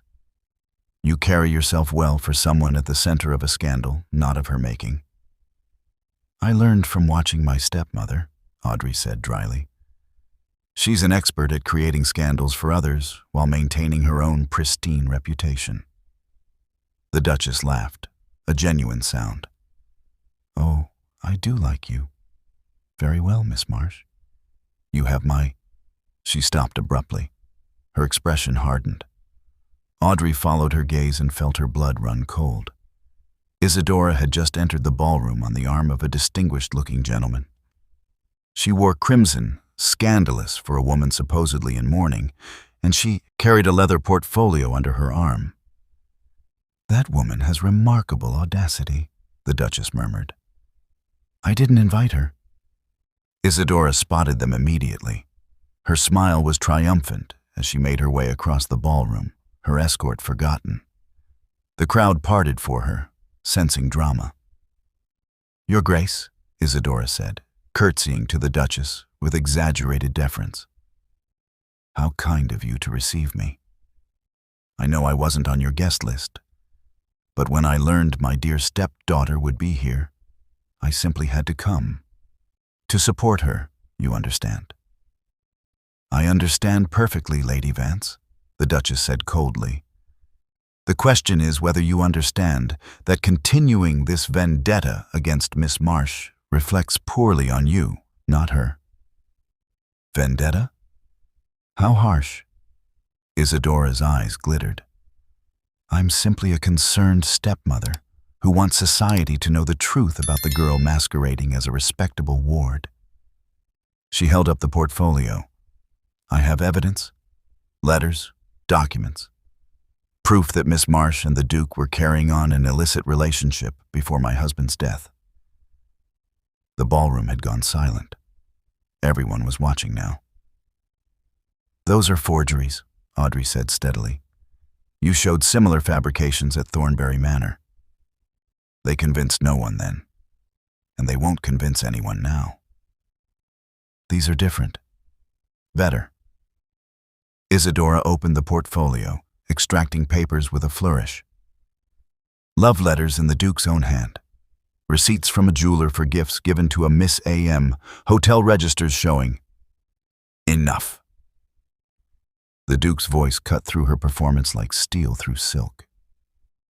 He had crossed the ballroom without Audrey noticing, and now he stood beside her, his presence radiating controlled fury. He didn't even glance at the papers in Isadora's hands. "Lady Vance, you have made a career out of deception. You deceived your husband into believing you cared for him. You deceived his daughter into thinking she had any place in your affections. And now you attempt to deceive London society with elaborate forgeries." "These are not forgeries," Isidora hissed. "I have witnesses. People who saw you together before. You have nothing but lies." The Duke's voice remained level, but carried through the silent ballroom.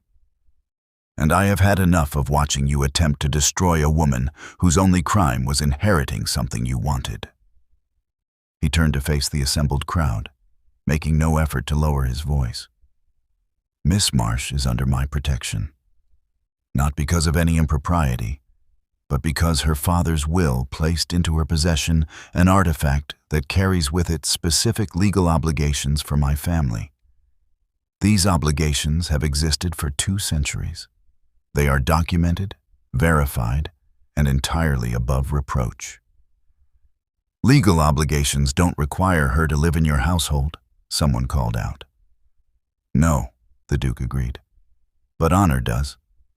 My ancestor gave his word that the bearer of the Cavendish Locket would be protected, not merely defended in a court of law, but sheltered, provided for, kept safe from exactly the sort of persecution Lady Vance has subjected Miss Marsh to." He turned back to Isidora, his gray eyes like winter storms. "You want to question Miss Marsh's integrity? Then you question mine. Because I have examined her character these past weeks more closely than I have examined anyone's in 5 years. And I have found her to be everything you are not. Honest, courageous, dignified in the face of cruelty. She has endured your vindictiveness with more grace than you deserve." Isadora's face had gone white, then red. "You would defend her? After everything? After what your brother was a thief and a liar who got exactly what he deserved." The Duke's voice dropped to something deadly quiet. "And you are no different. You married a dying man to position yourself for revenge against me. You stole his daughter's inheritance. And now you stand here, in front of London's finest, peddling obvious forgeries because you cannot bear that your scheme failed." He offered Audrey his arm, a gesture of such clear public support that gasps rippled through the crowd. "Anyone who questions Miss Marsh's integrity questions mine," he said clearly. "And anyone who continues to spread Lady Vance's lies will answer to me personally. Is that understood? Silence. Then the Duchess of Richmond began to clap, slow and deliberate. Others joined her, first a few, then dozens, until the ballroom rang with applause. Isidora stood frozen, her portfolio of forgeries clutched uselessly in her hands, her revenge crumbling around her. The Duke guided Audrey toward the exit, the crowd parting for them like water. But at the doorway, Audrey stopped. "Thank you," she whispered. His hand tightened on her arm. "I should have done it weeks ago. I should never have let her terrorize you. You did it when it mattered most." He looked down at her, and for a moment, in his eyes, she saw not duty or obligation, but something far more dangerous. Something that looked almost like... Then his expression shuddered. "Let's go home." Home. He'd called Ravenswood home, for both of them. It was the closest he'd come to admitting that this arrangement, this protection, had become something neither of them had intended. Something that defied the careful boundaries he'd drawn. But as they stepped into the cold London night, Audrey wondered how long those boundaries could hold against the truth they were both beginning to feel. The proposal came 1 week after the Duchess of Richmond's ball. Audrey was in the archives, as she had been most mornings since their return to Ravenswood. The research had become less about understanding the locket's history and more about having a refuge, a place where she could think without the Duke's careful distance driving her slowly mad. Since London, he had been unfailingly polite, unfailingly proper. He joined her for dinner each evening, discussed their findings with intellectual detachment, treated her with the exact courtesy one would show a respected ward. Never too close, never too warm. It was killing her by inches. She had just discovered a letter from Eleanor Marsh to the third Duke, written after she'd returned safely to her husband, when Grimshaw appeared in the doorway. "His Grace requests your presence in the library, Miss Marsh." Something in the butler's tone made her stomach tighten. This wasn't their usual morning meeting. This felt formal, final. The Duke stood by the library window, his back to her, hands clasped behind him. On the desk between them lay a sheaf of legal documents. "You asked to see me?" Audrey said, her voice steadier than she felt. He turned, and she was struck by how tired he looked, as though he hadn't slept in days. "Yes. Please sit." She remained standing. "I prefer not to." A muscle in his jaw ticked, but he nodded. "Very well. I'll be direct. I've been consulting with my solicitors regarding your situation. The wardship has effectively silenced the scandal, but it's a temporary solution. Eventually, society will expect some resolution to our arrangement." "Resolution?" Audrey repeated carefully. "Yes. You cannot remain my ward indefinitely. It's irregular, and it leaves you vulnerable." He moved to the desk, resting his hand on the documents. "I've considered every option, and there's only one that provides you with permanent security and unassailable social standing." Her heart began to race. "Which is?" "Marriage." He said it clinically, as though discussing a business merger. "A marriage of convenience between us would satisfy all legal and social requirements. You would become the Duchess of Cavendish, with all the protection and status that entails. Your reputation would be beyond question. Your future would be secure." The words she'd been half hoping, half dreading to hear for weeks, but delivered with all the warmth of a contract negotiation. "A marriage of convenience," she said slowly. "Yes, we're compatible intellectually. We share interests. We manage well enough in each other's company." He was reciting points as though from a list he'd memorized. "I would ensure you had complete independence, your own household budget, freedom to pursue your interests, separate chambers if you preferred. The arrangement would be entirely on your terms. Everything except love. He flinched. Love is not a prerequisite for a successful marriage. Respect, compatibility, shared purpose, these are far more reliable foundations. For you, perhaps? Audrey felt something breaking inside her, something she'd been holding together through sheer will. But not for me. Audrey, her name finally, without the formal address. You're being unrealistic. Love is what destroyed me before, what made me blind and foolish and vulnerable.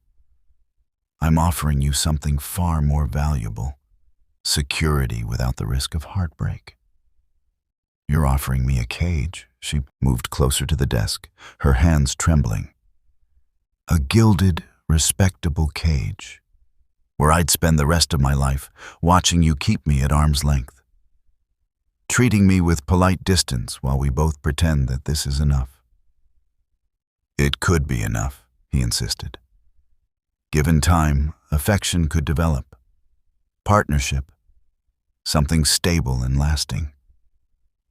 Something safe, she said bitterly. Something that asks nothing of you emotionally. Where you can hide behind duty and obligation and never risk feeling anything real again. That's not fair. Isn't it? She picked up the marriage contract, scanning the meticulously detailed terms. Everything was there. Settlements, allowances, provisions for children should they occur, all laid out with legal precision. Everything except the one thing that mattered. Tell me, Ronan, in all these pages of contracts and clauses, where is the part about loving me? About wanting me as more than a solution to a social problem? I'm trying to protect you. I don't want to be protected. The words burst out of her, louder than she'd intended. I don't want to be sheltered and secured and managed like one of your investments. I want to be loved. Passionately, messily, with all the risk and vulnerability that terrifies you so much. He stepped back as though she'd struck him. I can't give you that. The cost of what? Of trusting someone? Of letting yourself feel something beyond duty? She set down the contract with shaking hands. Your sister was right about Catherine and Marcus. And yes, you didn't listen, and that hurt her. But do you know what hurts her more now? That you've let their betrayal turn you into this? A man so afraid of being hurt again that he'd rather feel nothing at all. You know nothing about my sister. I know she loved you enough to warn you. And I know she'd be heartbroken to see you using her absence as another reason to keep everyone at a distance. Audrey moved around the desk, close enough now to see the pain in his eyes. I know because I would be heartbroken too, if the man I loved chose safety over happiness, chose fear over faith. The man you... He stopped, his breath catching. Audrey, don't. Don't what? Don't love you? She laughed, the sound cracking. Too late. I've been falling in love with you for weeks. Every time you got lost in the archives, forgetting to be cold and distant. Every time you defended me without thinking about the cost to yourself. Every time you looked at me like I was more than an obligation. And then forced yourself to look away. This is exactly why we should marry, he said desperately. You have feelings for me. I have regard for you. We could build something. No. The word was quiet but absolute. I will not build a marriage on your regard and my love. I will not spend my life hoping you might someday feel a fraction of what I feel for you. I deserve more than that. I deserve everything. She reached behind her neck and unclasped the locket. It fell into her palm, warm from resting against her skin for so long. The silver caught the morning light, the raven crest gleaming. "The locket brought me here," she said softly. "It gave me shelter when I had none, protection when I needed it most. But its purpose was never to trap me in a half-life with a man too afraid to love me back." She set the locket on the desk, next to the marriage contract. "I release you from your obligation, Duke. The locket is yours.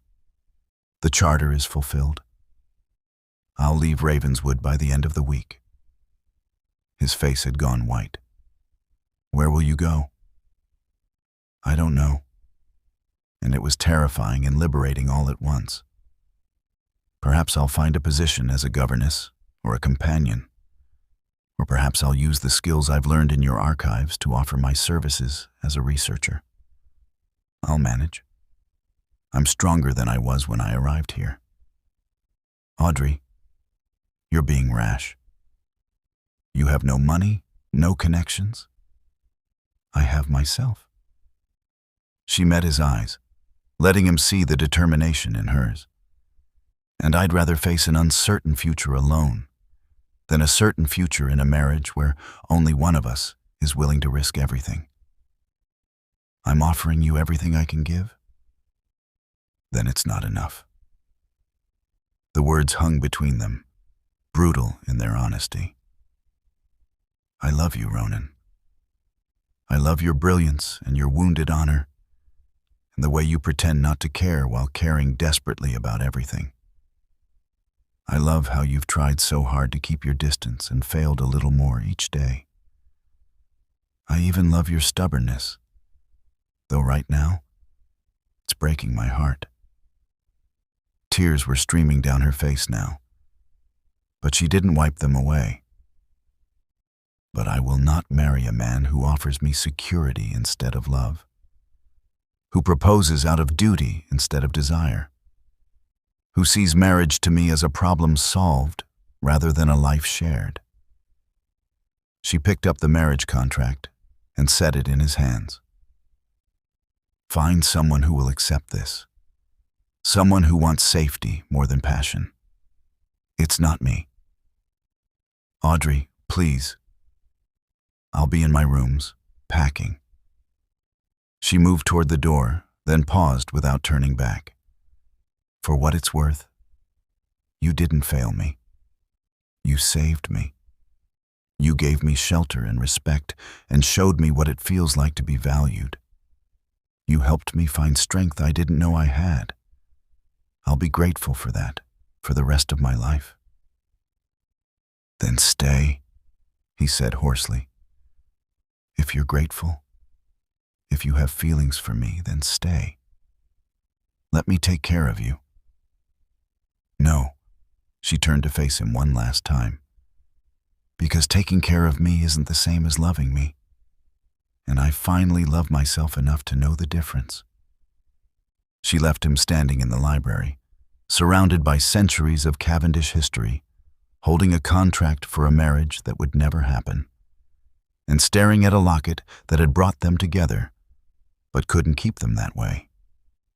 In her room, Sarah was already laying out traveling clothes, tears streaming down her round face. Word traveled fast among the servants.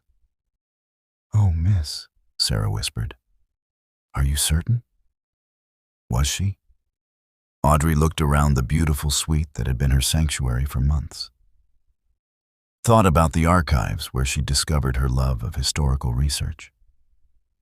The dining room where she and the Duke had shared increasingly personal conversations disguised as formal dinners. The library where he'd defended her honor with a passion that belied his claims of emotional detachment. She was leaving behind safety, status, and the man she loved. But she was choosing herself, her worth, her right to be loved fully instead of protected carefully. "Yes," she said, and meant it. "I'm certain." She had been Eleanor Marsh's heir in more ways than one. Both women had sought sanctuary at Ravenswood. Both had been protected by Dukes of Cavendish. But Eleanor had eventually returned to a husband who loved her. to a life of mutual devotion. Audrey would not settle for less, even if it meant walking away from everything, even if it shattered her heart in the process. Audrey's trunks were packed and waiting by the door when the Duke burst into her room without knocking. She turned from the window where she'd been taking one last look at the frost-covered gardens, startled by the violence of his entrance. He stood in the doorway, breathing hard, his cravat askew and his hair disheveled as though he'd been running his hands through it repeatedly. "You can't leave," he said. "Your Grace, this is highly improper." "To hell with propriety." He crossed the room in 3 strides, stopping just short of touching her. "You can't leave because I won't let you. Because I'm a damned fool who's been lying to himself for weeks. Because everything you said in the library was true, and I can't let you walk out of my life without telling you that." Audrey's heart stuttered. "Ronan, I love you." The words came out rough, desperate. "God help me. I've been in love with you since that night in the tower when you stumbled and I caught you. And for one moment, I let myself imagine what it would be like to hold you, to keep you. Not because of some ancient charter, but because I wanted to." She couldn't breathe, couldn't speak. "I told myself it was impossible," he continued, the words spilling out like a dam had broken. "That I couldn't trust my own judgment. That caring for you would only end in disaster. I built walls and called it wisdom. I offered you a bloodless marriage and called it protection. But the truth is, I was just afraid." "Afraid of what?" "Of this." He reached out tentatively, his hand hovering near her face before finally touching her cheek. "Of wanting something this much. Of giving you the power to destroy me. Because you could, Audrey. You already have more power over me than Catherine or Marcus ever dreamed of." "I would never." "I know." His thumb brushed away a tear she hadn't realized had fallen. "That's what makes you different." "What makes this different?" "You've seen me at my worst. Cold, distant, hiding behind duty because I was too cowardly to admit what I felt. And you didn't flatter or manipulate or try to change me. You just demanded that I be honest. With you. With myself." His other hand came up to frame her face, and she felt herself trembling. "I went to the library after you left," he said. "I picked up that locket, and all I could think was that it brought you to me. That my ancestor made a promise 2 centuries ago, and somehow, impossibly, it led to you standing in my parlor with nothing but a piece of tarnished silver and the courage to accept help from a stranger." "It wasn't courage," she whispered. "It was desperation. It was both. Just like leaving now is both brave and terrifying." He leaned his forehead against hers, his eyes closing. "But you don't have to be terrified, because I'm here. I'm finally here, Audrey. Not hiding behind contracts or obligations or fear. Just me, asking you to stay, begging you to stay. The marriage contract was the most cowardly thing I've ever written." He pulled back enough to meet her eyes. "I don't want a marriage of convenience. I don't want separate chambers and careful distance and a partnership built on compatibility. I want chaos. I want to wake up next to you every morning and fall asleep holding you every night. I want to argue about historical documents and listen to you put Isadora in her place and watch you be brilliant in 100 different ways I haven't discovered yet." Audrey's breath hitched. "Ronan, I want to be terrified of losing you for the rest of my life. Because that means having you is worth the fear. I want to trust you with everything. My estate, my heart, my damaged, stubborn soul. His voice broke.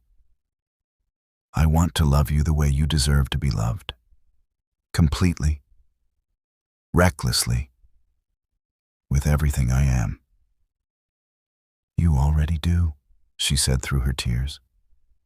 You've been loving me for weeks. You just wouldn't admit it. Then let me admit it now. He took her hands, and she felt them shaking. I love you, Audrey Marsh. I love your strength and your intelligence and the way you refused to accept less than you deserved.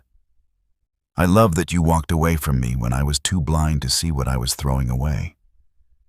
And I'm asking, not as a duke to his ward, but as a man to the woman who owns his heart.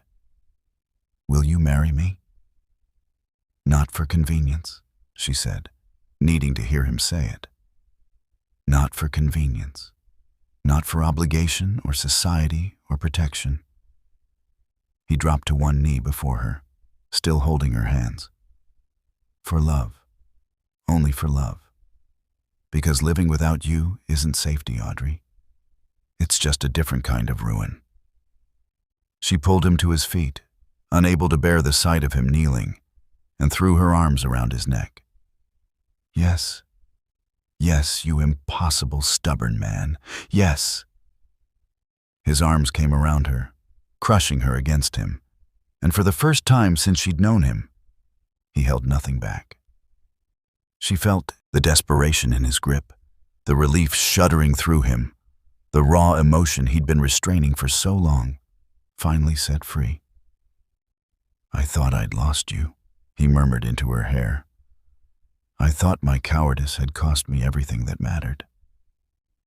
You found me in time. She pulled back enough to see his face, to trace the lines of strain around his eyes. You were brave enough to be vulnerable. That's all I ever wanted. I'm still going to be difficult, he warned. Stubborn and guarded and probably too protective. I know. She smiled through her tears.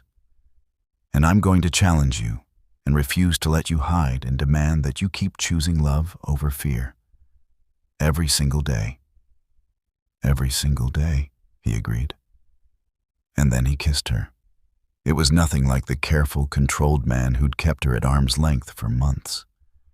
This kiss was desperate and claiming and full of all the emotion he'd been denying. His hands tangled in her hair, pulling her closer, and she melted against him, finally understanding what it meant to be wanted. Not protected, or sheltered, or managed, but desired with a passion that matched her own. When they finally broke apart, both breathing hard, he rested his forehead against hers. I need to do this properly, he said. The locket. It should be yours. It's on your desk in the library. Then come with me. He took her hand and led her through the corridors of Ravenswood, past startled servants who couldn't quite hide their smiles. In the library, the locket still lay where she'd left it, next to the discarded marriage contract. Ronan picked it up carefully, then turned to her. This locket brought you to me when I needed you most, even though I was too stubborn to realize it. It's been in your possession for months, but it's never truly been yours. Not as a gift. Not freely given. He opened the locket, and for the first time, Audrey saw what was inside. 2 miniature portraits, painted with exquisite detail. One showed a dark-haired man with storm-gray eyes, the 3rd Duke of Cavendish. The other showed a woman with Audrey's own features, uncannily similar across 2 centuries. Eleanor Marsh, she breathed. My ancestor loved her, Ronan said quietly. The letters make it clear, once you know to look for it. He gave her sanctuary, yes, but he also gave her his heart. She returned to her husband because duty required it, but she left this locket with him. A promise that some loves transcend time and obligation. He placed the locket in Audrey's palm, then closed her fingers around it. I give this to you freely, not because a charter requires it, but because you are my Eleanor, the woman who came to me seeking shelter and gave me a reason to live again. He brought her closed fist to his lips. Wear it. Remember that you were brave enough to demand love from a man who'd forgotten how to give it. And you were brave enough to learn again, she said softly. 3 months later, Audrey stood in the grand drawing room of Cavendish House in London, now the Duchess of Cavendish, and faced Isidora Vance for the final time. The wedding had been the event of the season. The reclusive Duke finally emerging from his self-imposed exile to marry his ward in a ceremony that had London society reassessing every rumor Isidora had spread. The Duchess of Richmond had attended, lending her approval. Charlotte, Ronan's sister, had returned after 5 years of estrangement, reconciled with her brother and embracing Audrey as family. And now, Isidora stood before her, diminished and desperate, requesting an audience. I've come to apologize, Isidora said, though the words clearly cost her. My behavior was regrettable. I hope we might come to some understanding. An understanding. Audrey studied the woman who had once held all the power, who had stripped her of everything and laughed while doing it. You tried to destroy me, Isidora, multiple times. You forged letters, spread vicious lies, attempted to ruin both my reputation and the Duke's. And now you want understanding? I was angry about Marcus. You were cruel, Audrey interrupted quietly. To me, to my father in his final months, though I doubt he ever saw it. To anyone who stood between you and your revenge. Isidora's composure cracked. I lost everything because of him, because of Cavendish. Marcus was ruined, exiled. Marcus ruined himself, Ronan said from his position by Audrey's side. As you're ruining yourself now by refusing to accept responsibility for your choices. You took my brother from me. No, Audrey said. Your brother took himself through theft and betrayal, just as you chose to marry my father not for love, but for position and revenge. You could have been kind. You could have honored his memory by caring for his daughter. Instead, you took everything you could and tried to destroy what remained. She moved to her writing desk and withdrew a bank draft, holding it out to Isidora. This is enough to live on comfortably for a year. After that, you're on your own. I'm giving you this not because you deserve it, but because I choose to be better than you were to me. Isidora took the draft with shaking hands. Why would you? Because my father did not leave me nothing, Audrey said, touching the locket that now hung openly around her neck. He left me this. A piece of tarnished silver that seemed worthless but proved to be the key to everything. It brought me to a man who taught me my own worth, who helped me find strength I didn't know I had, who loves me not despite my circumstances, but because of who I am. She moved to stand beside Ronan, taking his hand. I have security now, yes. A title, wealth, position. But those were never what mattered. What mattered was learning that I deserved to be loved. That I could demand love and receive it. That my value isn't determined by inheritance or social standing, but by the courage to know myself and refuse to settle for less than I'm worth. She looked at Isidora, seeing not a monster, but a bitter, broken woman who'd let revenge consume her. That's my inheritance, Isidora. Not the estate you stole or the fortune you claimed, but the locket that led me to my destiny, and the strength to seize it when it came. She squeezed Ronan's hand. I hope someday you find something worth more to you than vengeance. But that's your journey, not mine. Now please go, and don't return. After Isidora left, Ronan pulled Audrey into his arms. You were magnificent, he murmured. I was honest. She looked up at him, this man who'd learned to love again because she'd demanded it. Strange how much easier that becomes when you finally love yourself. Not so strange. He kissed her forehead, then her nose, then her lips. You taught me that. That self-knowledge is its own kind of inheritance, more valuable than estates or titles or ancient names. Our children will inherit all of it, Audrey said. The estate, the title, and hopefully the knowledge that love is always worth the risk. Our children. His eyes softened. I like the sound of that. So do I, Your Grace. She smiled, touching the locket one more time. Thank you, Eleanor Marsh, wherever you are, for being brave enough to seek sanctuary, for leaving this gift behind, for starting a story that found its ending 200 years later. Outside, London continued its relentless pace. But inside Cavendish House, two people who'd found each other through ancient promises and modern courage stood together, ready to write the next chapter of their shared history. The locket had fulfilled its purpose, but its true magic was never in the protection it granted or the charter it represented.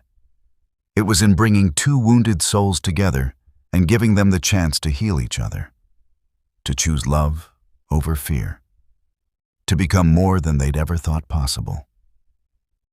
That was Audrey's real inheritance, and it was worth more than all the estates in England. My sweet family, if Audrey's journey touched your heart, if you felt her pain when Isadora took everything, if you cheered when she demanded love instead of accepting protection, then I'm begging you, don't keep this story to yourself. There's a woman in your life right now who needs to hear that she deserves everything. Share this video with her. Subscribe so you never miss another story of women finding their power. And comment below telling me, what would you have done in Audrey's position? Would you have walked away like she did, or accepted the Duke's loveless proposal? I read every single comment, and your stories inspire the tales I bring you next. You're not just viewers, you're my family, and family shows up for each other. So please, show up now. Like, subscribe, share, and comment.